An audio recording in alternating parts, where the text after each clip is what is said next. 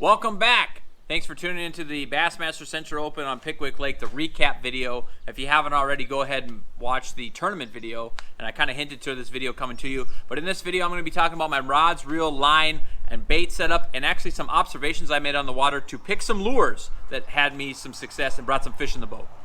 So definitely on day one, I want to talk about my small crankbaits that I was using because even though we didn't get the footage shown, it was definitely one of the things that brought most of my fish in the boat. I talked about, and actually used this bait on Neely Henry last year in Bassmaster Open. This is a Bandit 200. It's all white. I think these things dive up to like 7-8 feet, something like that, even though for a small crankbait. Last year in 2020, fishing down south, especially in the fall, using small crankbaits is something that I really never used before fishing back home here in North Dakota, Minnesota, because we have a lot of vegetation, but I had spent probably too much money and bought a few of these. So this is something that I definitely have confidence in the south. It's a shad colored white, always works, and we were fishing some of that shallower structure like I had mentioned before. So after losing that bait, I had purchased this Bass Pro Shops in Springfield, Missouri. Stopped by there on my way down there. I'd never been to that Bass Pro Shops. And up here we really don't have some of the bass tackle that you normally see if you're from the south or even from the center of the Midwest, Nebraska, Oklahoma, down to Texas and stuff like that. You guys got more bass tackle opportunities. And so I haven't seen a War Eagle spinnerbait. And I was like, man, I'd really like to have a War Eagle spinnerbait. People talk about them all the time. And chartreuse and white, typical dark water color. What really I wanted to do without having to change it myself is actually get the orange kicker blade. This is an Indiana blade. It's a combination between a Colorado and a willow leaf. It's kind of the child of those two. Indiana blade, bigger blade, kicker, and chartreuse and white, which is really good in dirty water because I know Pickwick had been going through some flooding and stuff like that. So I wanted to use a dirtier water bait. Fast forward, lose the white crankbait. I'm not going to tie on right away. Just didn't feel like doing it because we were coming around some great cover. So I started throwing this spinnerbait around, slow rolling it through. It's got that bigger blade. It's only like 3-4 feet deep. I could let it hit the bottom, and I was slow rolling it through. We're going to talk about my rod setup here in a little bit. What throwing this bait actually allowed me to do was actually going to set up my next topic on the next little crankbait that I threw. And you got to be observational, observe what's going on in the water, even as a boater or pro or fishing out your own boat, fun fishing, tournament, whatever. You got to be observant. Don't let your mind wander too far. Keep focused. Keep your mental space in the right area. And what I noticed is that there were shad chasing my spinnerbait. Like I'd come up and there'd be one on each side. They'd be bumping into it. Now I never really felt much like a hit. Like some people say that the shad will bite your spinnerbait. But I'll talk about this later on, is what I found out what was going on. I'm pretty sure what I found out was going on is those shad were in there to spawn. I'm not sure if they didn't spawn while we were in there or what was going on. I'll talk about it on my recap here later on about day 2. But there was shad chasing this spinnerbait. So before we went to the other side of the cove, I was like, man, I really need to change up my crankbait. We're going to talk about that in a minute. But let me talk about the setup I was using this spinnerbait on. So this is actually one of my exciting purchases here for 2021 is I decided to get a more technique-specific rod for chatterbaits, spinnerbaits, bladed jigs, stuff like that. And Casking actually came out with, this is the, let me see what size it is. I always forget. It's a 7.4. This is a Casking 7.4 medium heavy spirale rod. So what I thought was really important to make sure that this bait stayed down, this is the Casking Bassinator Elite Reel. This is in their ninja color. It's a green color. It also comes in classic, which is just your typical silver. But this is a 6:1 gear ratio reel, allowing me to let that bait hit the bottom and slow roll it, keeping it that slow mentality of that Indiana blade kicking in that dirtier water. But I didn't have to burn it to really get that speed going. The slower gear ratio allowed me to kind of stay slow with it, keep those blades flowing, and then keeping that bait in a strike zone since the water was a little bit dirtier. Then when I got bit on it, was able to flip the fish in the boat, and we're good to go. Now this is the only fish I caught on day 1 using the spinnerbait, but this rod will come into day 2 as well. Now we caught our fish on the spinnerbait, and it was just after I had mentioned that I seen the shad chasing the spinnerbait, and we had went to the other side of the cove, like I mentioned. So I look in my box of small crankbaits, and I've only got one, but luckily I've got one. This is a Bandit 100. Now look at that pattern on there. This is almost identical. I'm pretty sure they were threadfin shad. I guess I haven't seen them up close and personal for very long to be able to know exactly what they were, but they were smaller shad. They were a little bit bigger than this size, maybe about yay long, but what really attracted me to it is that they had a black top on them and they had like a white bottom on them. I'm like, man, this really looks identical to what those shad look like. Fast forward, we throw it here on the KastKing Speed Demon 7-foot cranking rod. Now this is a little bit shorter rod. This is a glass rod. It's got a lot more whip. It's really forgiving, and I didn't like it at first because it is so whippy, but on these small crankbaits it allows me to really turn the braking system down on the reel and really slingshot it into the right location for them, and then I never lose fish on this thing. Like, since it's so forgiving and it's got that taper to it, it allows the fish to stay pinned up very, very well. And so then I have it on the same thing. This is the KastKing 6:6:1 Bassinator Elite reel. This is the classic color. Like I said, the other one a minute ago was the Ninja color. And we had this on 15-pound KastKing Covert. No, excuse me. This was on 12-pound because I was throwing smaller crankbaits on it. 12-pound KastKing 100% fluorocarbon. That's their Covert series. I had that on there and was able to flip this little bitty bait around. And I'm like, okay, I have some confidence. Fish will track this down and eat this. So we started going down the bank, and it was like boom, boom, boom. I caught like 5 fish in 10 minutes, 6 fish, 7 fish in 10 minutes. I can't remember what it was. But it actually got me my day 2, my second keeper. Day 2 comes around. Brandon Tallhammer is my pro for the day. He said we're going shallow once again.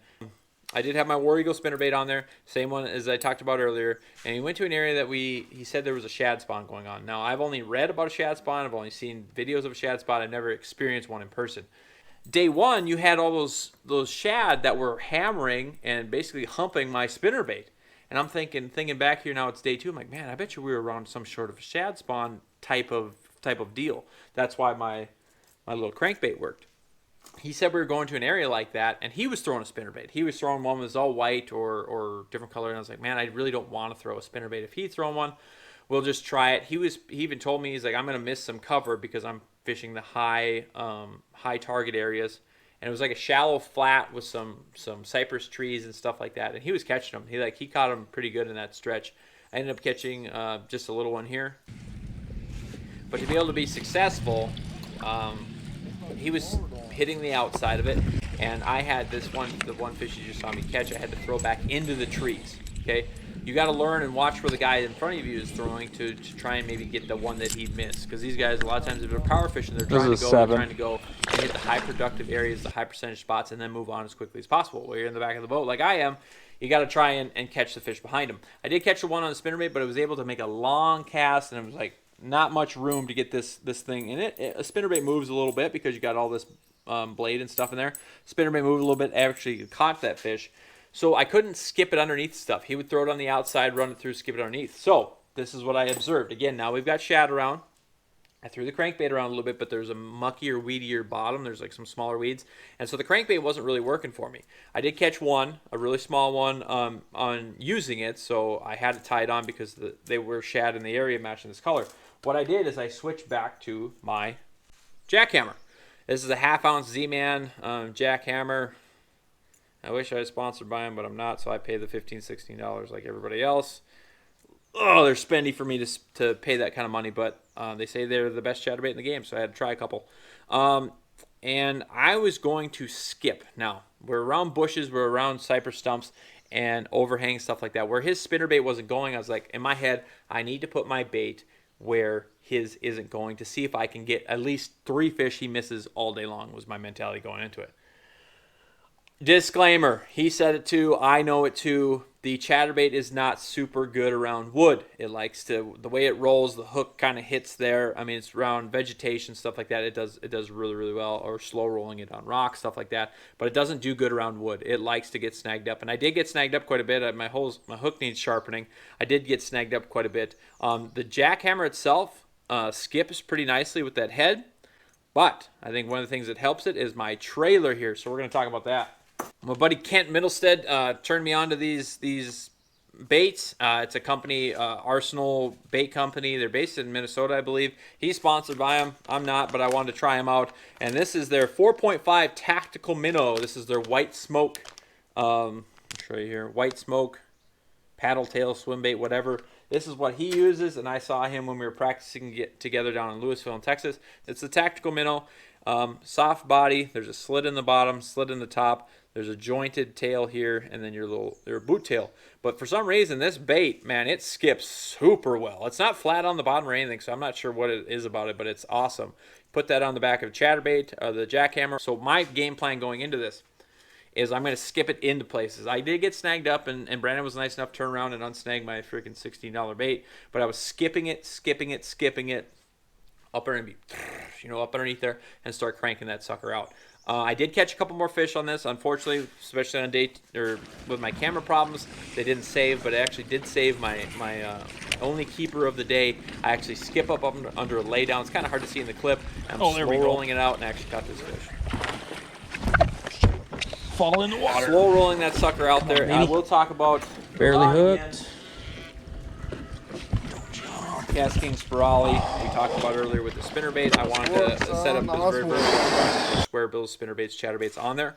But with that stiffer, blank, and then I turned the magnet down a little bit, so it had a higher chance of backlashing, but it allowed that chatterbait to flow nice, really allowed me to bring it out. And then that 6:6 to gear ratio reel, 6:6 to 1, allowed me to just slow roll it out. So that way, if I put it up underneath there where there was a fish, and I brought that chatterbait out, if he was there and he wasn't really wanting to eat it, but it stayed there that couple extra milliseconds or second, whatever, in front of him, apt to bite it. Like I said before, I came in with 3 fish in 2 days. 2 fish the first day, even though coal anglers are allowed 3 fish with a 15-inch minimum on Pickwick. I brought in 2 fish the first day for 5 pounds and some change, and then the second day I only brought in 1 fish for 2 pounds, ended up with 7 pounds and some change, finished 104th. Out of 175 co-anglers. It's my worst finish as a co-angler, but what I was really proud of is that my setups, my rods, my reel, my line, and my baits allowed me to bring every single fish that I hooked up with, every single fish that bit, came in the boat, and I thought that was very, very important to me. So what I want to talk about is, we talked about the rods, the reel, the line, the technique, and stuff like that, but I also want to talk about my mental space and what I observed. Like I said, the important things that I observed is, one was the shad was chasing the spinnerbait. That allowed me to pick up the little crankbait that looked like it, and I feel was able to catch more fish, because I was catching more fish than my pro was. Now, they were smaller. He caught some better ones than I did on day one, but it allowed me to get bit. And you got to get bit as a co-angler to have a chance. And then being able to watch where they were fishing. But I just feel like that shad thing was what really got me going on the first day. So observing the shad and switching it up to the same moving bait style, a spinnerbait to a chatterbait, but actually me being able to slow down and hover in the water column, I felt was actually helped me. You know, it only produced 1 fish for me on day 1, but it allowed me to do that. Now, vice versa, Brandon's throwing his spinnerbait, slow rolling it through, but hitting the isolated cover patches. I needed to find something that I could get back in there farther, still have a moving bait, vibrating bait, I guess, profile and choice for them to eat. So I went with the chatterbait. Again, it's not the best thing. I'll tell you this, is not the best to use a chatterbait around wood, but I felt, for me, it was the only option that I had. So that was my mental space going into it. I needed to do something different, but allowing me to see the shad chasing and then seeing what my boater was doing, bringing that combined together. I'm here to learn as a co-angler. I'm here to be competitive. I'm a very competitive person. If you haven't met me or know me, you know that for sure.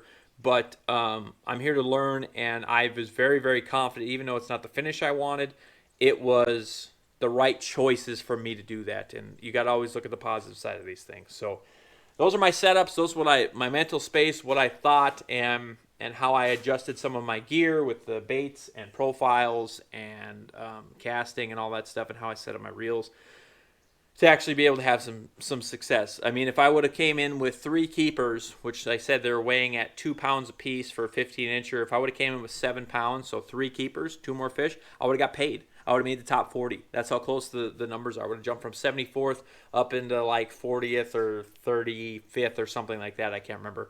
But, I mean, 2 more bites.